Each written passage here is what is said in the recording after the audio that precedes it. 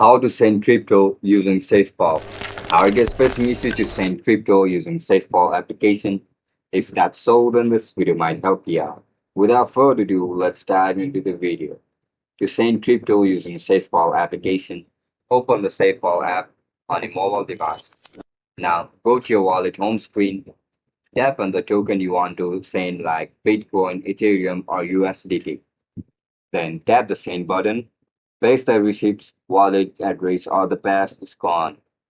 To scan the QR code, enter the amount you want to send. Double check the address and network. Then tap next. You'll see a summary of transactions. If everything's look correct, tap confirm. Enter your security password or approve with your hardware wallet. If you're using one, once confirmed, your crypto wallet will be sent on your status on the transaction history. And if you're not sure how to complete any of these steps, make sure to check out our other videos on this channel for full guidance. And that's it, guys. That's how you're going to send crypto using SafePal. If you guys have any issues regarding SafePal, make sure to comment down below so that I can